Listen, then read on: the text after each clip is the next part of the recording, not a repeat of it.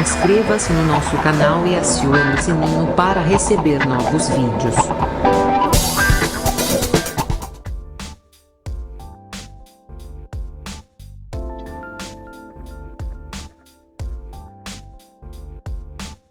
Por que tantos músicos de jazz famosos são maçons?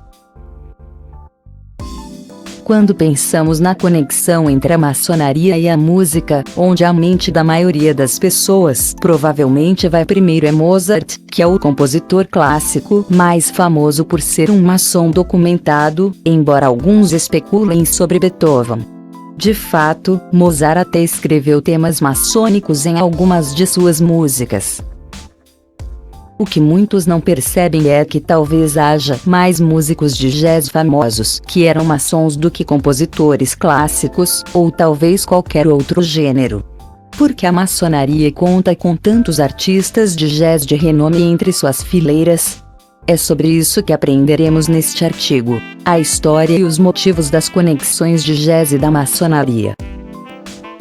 Primeiro, vamos dar uma olhada em alguns dos grandes nomes da história do jazz que fizeram parte da fraternidade. Louis Armstrong, Duke Ellington, Irving Berlin, Nat King Cole, Count Basie, Glenn Miller e Dizzy Gillespie são apenas alguns nomes conhecidos que você pode reconhecer que foram comprovados ou quase certamente maçons.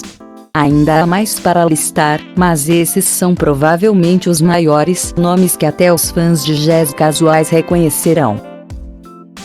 Sun Ra, um personagem interessante, de qualquer forma, também é teorizado como membro de uma loja Prince Hall, ou de uma ordem fraterna relacionada ao longo de sua carreira. Embora não seja o maçom mais bem documentado, suas roupas extravagantes de inspiração egípcia e expressões filosóficas cósmicas certamente fazem dele pelo menos o personagem mais colorido a ser associado ao jazz e à tradição maçônica. Então, por que existe uma conexão entre a maçonaria e o jazz?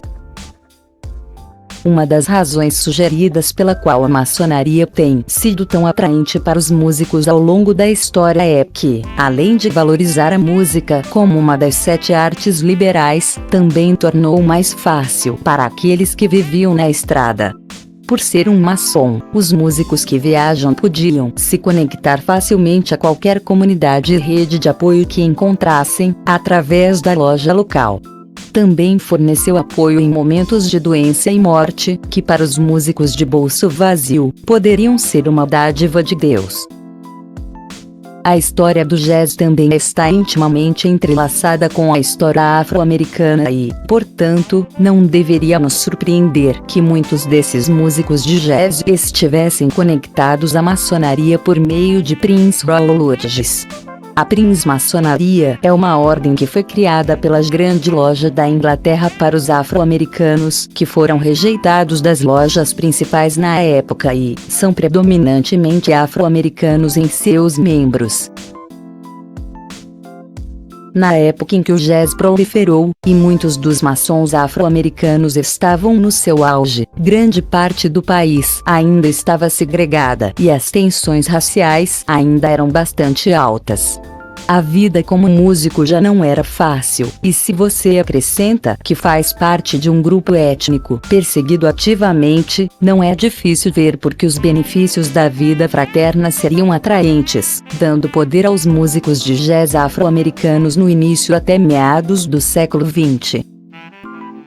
No entanto, também parece provável que haja razões mais profundas para a conexão do que simples utilidade e rede. O jazz é conhecido pela maioria como um tipo de música, mas também é uma subcultura, e essa subcultura tem seu próprio tipo de filosofia e ética. Se refletirmos sobre as ideias incorporadas na música do jazz, bem como sobre a cultura que o cerca, podemos encontrar muitas correlações que dão uma compreensão mais profunda das conexões entre o jazz e a maçonaria do que simplesmente ser uma organização fraterna útil para os músicos. Tanto a maçonaria quanto o jazz, por exemplo, têm a ver com gerar novas ideias. Inovação e visão de futuro são qualidades adotadas tanto na loja quanto na criação da música jazz. Há também uma inclusão no jazz, tendo se originado na mistura de várias culturas e estilos musicais em Nova Orleans no início do século XX, e que a simbiose e a confluência de culturas em direção a um objetivo comum de progresso conjunto são certamente um valor mantido pela maçonaria, também.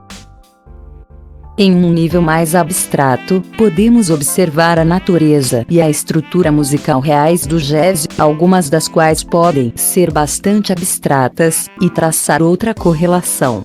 Qualquer pessoa que tenha apreciado o jazz, especialmente a variedade mais abstrata, pode entender como a frase Ordwag Shaw pode ser igualmente relevante para o ofício do jazz, como no ofício da maçonaria.